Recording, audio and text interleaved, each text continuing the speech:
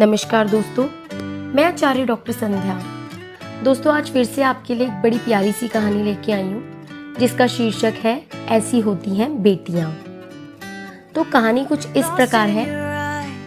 लड़कियों के एक स्कूल में आई नई एक टीचर बहुत ही खूबसूरत थी। बस उम्र में थोड़ी अधिक हो रही थी, लेकिन उसने अभी तक शादी नहीं की थी। सभी छात्राएं उसे देखकर तरह तरह के अनुमान लगाया करती थी।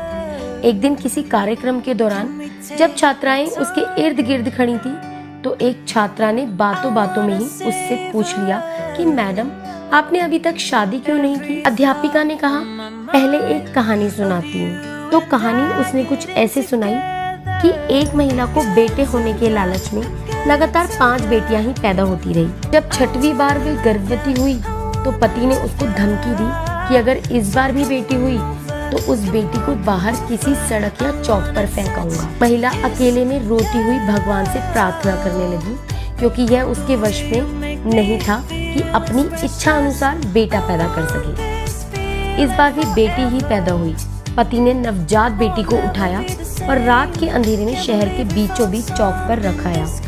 माँ पूरी रात उस नन्ही जान के लिए रो रो कर दुआ करती रही।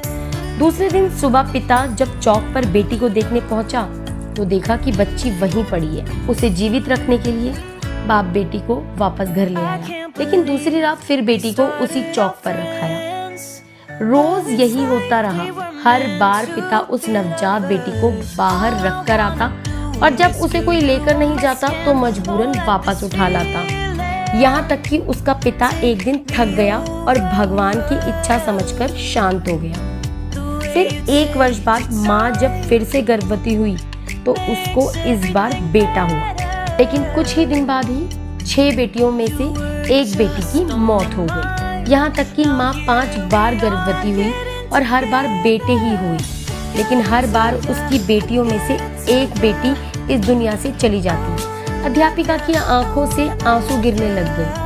उसने आंसू पोंछकर आगे कहना शुरू किया, अब सिर्फ एक ही बेटी जिंदा बची थी और वो बेटी थी जिससे बाप अपनी जान छुड़ाना चाहता था। एक दिन अचानक माँ भी इस दुनिया से चली गई। इधर 5 बेटे और एक बेटी सब धीरे धीरे बड़े हो गए। अध्यापिका ने फिर से कहा, पता है वह बेटी जो जिंदा बच रही है वो मैं ही हूँ। मैंने अभी तक शादी इसलिए नहीं की कि मेरे पिता अब इतने बूढ़े हो गए हैं कि अपने हाथ से खाना भी नहीं खा सकते और अब घर में और कोई नहीं है जो उनकी सेवा कर सके।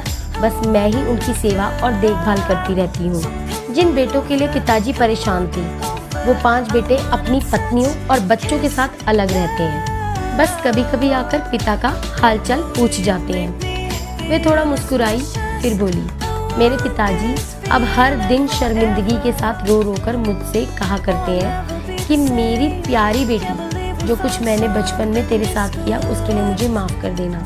दोस्तों, बेटी की बाप से मोहब्बत के बारे में एक प्यारा सा किस्सा ये भी है कि एक पिता बेटे के साथ खेल रहा था। बेटे का हौसला बढ़ाने के लिए वे जानबूझकर हार जा रहा था। दूसरी ओर बैठी बेटी बाप की हार बर्दाश्त ना कर सकी और बाप के साथ लिपटकर रोते हुए बोली, पापा आप मेरे साथ खेलिए ताकि मैं आपकी जीत के लिए हार सकूं।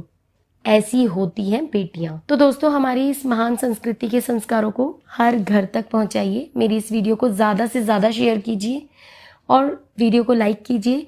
मेरे चैनल को सब्सक्राइब करके बेल बटन प्रेस करना ना भूलिए। जय श्री कृष्णा।